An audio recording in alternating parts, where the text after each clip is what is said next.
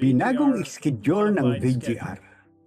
May 13, 2026. Sa buwan ng Mayo, habang naghahanda tayo para sa Still Waters Camp, ang Voice of God Recordings ay gagana sa isang binagong schedule ng trabaho mula Merkules hanggang Sabado, mula alas 7 ng umaga hanggang alas 5 ng hapon, araw-araw.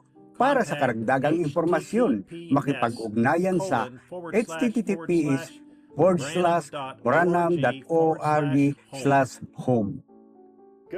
Magandang Sabado ng umaga, Mayo 16, 2026. Hiniling ko na habang binabasa ko ang Eagles Gathering Letter na pumunta kayo at i-print ang iyong kopya mula sa www.branhamtabernacle.org 5.17.2026 sa search box. Ang mga pangunahing paniniwala ng mga turo ni William Branham sa tape ay tinutulan ng mahigit 99% ng ministeryo ngayon. Sa halip na hanapin ang pagpatuloy ng salita, sila ay makikipagtalo sa kanilang mga sipi at interpretasyon laban sa kung ano ang ipapakita rito sa liham na ito. Isinulat ni Brother Branham, ang saloobin ng panahong ito ay eksak kung ano ito no. Ang mga tao ay maroon ng lahat, alam nila ang lahat. Hindi sila maaaring turuan kung may punto ng katotohanan mula sa salita na lumalabas at sinusubukan ng isang tao na ipaliwanag ang kanyang pananaw sa isa na may salungat na pananaw. Ang tagapakinig ay hindi nakikinig upang matuto, kundi nakikinig lamang upang pabuluanan ang sinasabi. Ngayon, gusto kong magtanong ng maayos, maaari bang labanan ng kasulatan ang kasulatan? Sinasalungat ba ng Biblia ang Biblia? Maaari bang magkaroon ng dalawang doktrina ang katotohanan sa salita na nagsasabi ng baliktaran o sumasalungat sa isa pa? Hindi. Hindi ito maaaring maging ganon. Ngunit ilan sa mga tao ng Diyos ang nakabukas ng kanilang mga mata sa katotohanan iyon kahit 1%. Sa pagkakaalam ko ay walang natutunan na lahat ng kasulatan ay ibinigay ng Diyos sa lahat ay kapakipakinabang para sa doktrina, pagsaway, pagtutuwid at iba pa. Kung ang lahat ng kasulatan ay ibinigay sa ganitong paraan, ang bawat talata ay magkatugma kung binigyan ng pagkakataon. Kapansin-pansin na karamihan sa mga ministro na kipag-ugnayan sa akin ay hindi nauunawaan ang mga pangunahing turo na itunuro ng ikapitong anghel na propeta sa mga tape. Sinabi ng propeta, ang tunay na sagot sa tanong na ito ay, sa aking palagay, mayroong dalawang magkasalungat na espiritu sa mundo ngayon na gumagana. Ngayon, hindi maaaring magkaroon ng higit sa dalawang ulo, at ang isa sa kanila ay ang banal na espiritu na gumagawa. Ang isa pa ay ang espiritu ng diablo, at sa mga huling araw na ito, ay nasa panlilinlang. Mahigit sa 99% ng ministeryo ang hindi makapasa sa pangunahing pagsusulit sa salita. Walang duda na maraming komento mula sa liham na ito ang tutulan ng ministeryo sa mga darating na buwan. Ngunit alam na natin, wala pang 1% ang makakaalam ng pagpapatuloy ng lahat ng banal na kasulatan. Nakakatuwa na mapansin ko kung gaano kasimple ang paglapit ng sulat ni kapatid na Joseph sa salita. Hinikayat ka lamang niya nga tanggapin ang mensahe ayon sa pagkakasabi nito. Napaniwalaan ito ayon sa sinasabi nito, hindi sa iniisip ng isang guro na kahulugan nito. Pinakamalaga na alam mo bilang isang individual para sa iyong sarili kung ano ang sinabi ng mensahero at kung paano magkatugma ang lahat ng mga sipi. Pagkatapos ay ituro iyon sa iyong mga pamilya. Alam kong pagkatapos basahin ang ilang liham na ito, ang tinig ng Diyos sa mga tip ay magiging mas mahalaga sa iyo kaysa dati. Ngayon ay pribilehiyo ko na ipakilala sa iyo, kapatid na Joseph Branham. Minamahal na pagtitipon ng mga agila. Ang pamagat pa lamang ng minsay ngayong linggo ay nagpapakita na nang ganitong kamalayan sa banal na espiritu sa nobya. Isipin na magkaroon ng mga tunay na pinahirang lalaki na lilitaw sa panahong ito na may tunay na pagpapahid ng parehong banal na espiritu na nasa ating propeta, ngunit magiging huwad. Tinasabi sa atin ng salita na gagawa sila ng mga tanda at kababalaghan. Natatanggap ng parehong ulan ng parehong mga pagpapala gaya ng tunay na propeta. Tatalikod ang mga tao mula sa tunay na pinagtibay na salita ng panahong iyon patungo sa kanilang sariling mga pagnanasa.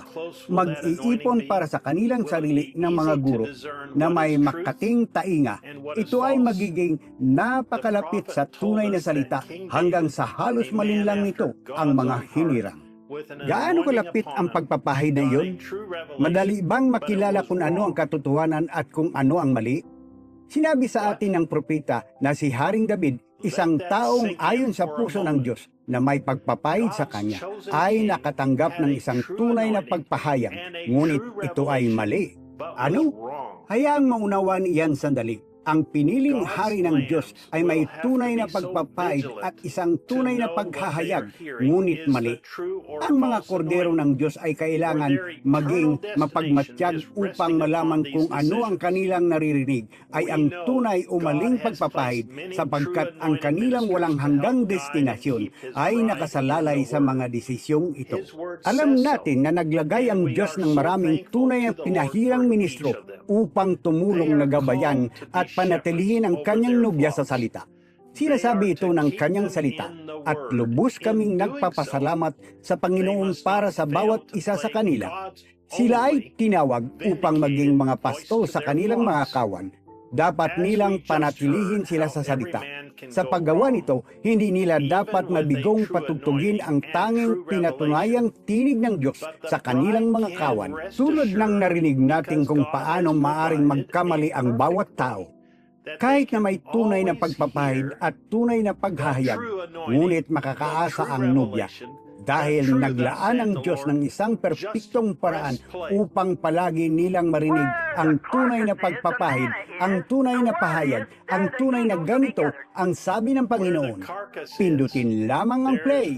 Kung saan naroon ang sariwang karne, naroon ang mana, naroon ang salita, doon magtitipon ang mga agila. Kung saan naroon ang sariwang karne, doon magtitipon tayong mga agila. Kung nasaan ang sariwang karne, ang salita ng panahon, ang mensahe ng oras, at walang mas sariwang lugar para kainin ang mana kaysa pakikinig sa tinig ng Diyos na nagsasalita mismo. Iyan ang kanyang salita. Hindi lamang sa tinapay mabubuhay ang tao, kundi sa bawat salita. Kita mo, alam ito ng mga itinalaga. Isang kakaibang salita o isang kakaibang tinig, hindi nila susundin. Ang dahilan kung bakit hindi tayo malilinlang at hindi tayo maaring malinlang ay dahil tayo ang salita na may ganitong pahayag. Hindi tayo maaring maging iba pa. Hindi tayo maaring makarinig ng iba pa. Wala tayong ibang alam. Ako nga, hindi ako noon o magiging. Ako nga, pangkasalukuyan, panahunan, ang salita ngayon. Hindi ang salita noon, ang salita na darating, ang salita na ngayon. Kita mo? Nakuha mo na? Ako nga, ang ako nga ay ang salita. Sa pasimula ay ang salita, at ang salita ay kasama ng Diyos. Tama ba? Ako nga. Isinugo ako ng Diyos bilang kanyang propeta upang patunayan na ito ay totoo. Ako ang sagot sa salitang ito. Sinabi sa akin na bumaba rito at gawin ito.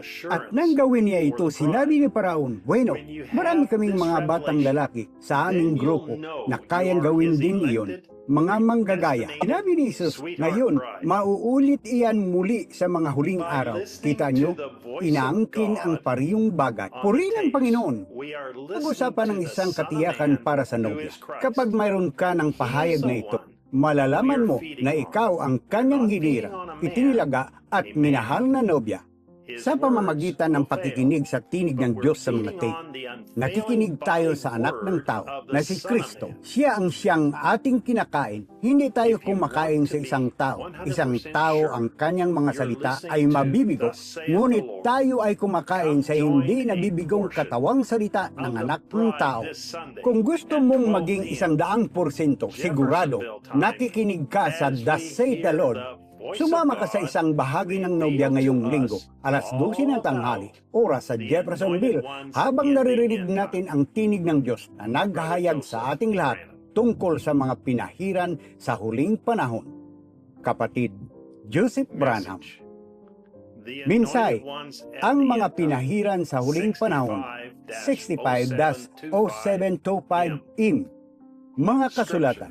San Mateo, Kapitulo 5, versikulo 44 hanggang 45. San Mateo, Kapitulo 7, versikulo 21. San Mateo, Kapitulo 24, versikulo 15 hanggang 28. San Lucas, Kapitulo 17, versikulo 30. San Lucas, Kapitulo 18, versikulo 1 hanggang 8. San Juan, Kapitulo 14, versikulo 12. Mga taga-Episo, Kapitulo 1, versikulo 5. Pangalawang Timoteo, Kapitulo 3, versikulo 1 hanggang 8. Mga Hebro, Kapitulo 6, versikulo 1 hanggang 8. Mga Hebro, Kapitulo 11, versikulo 4. Pahayag, Kapitulo 10, versikulo 1 hanggang 7.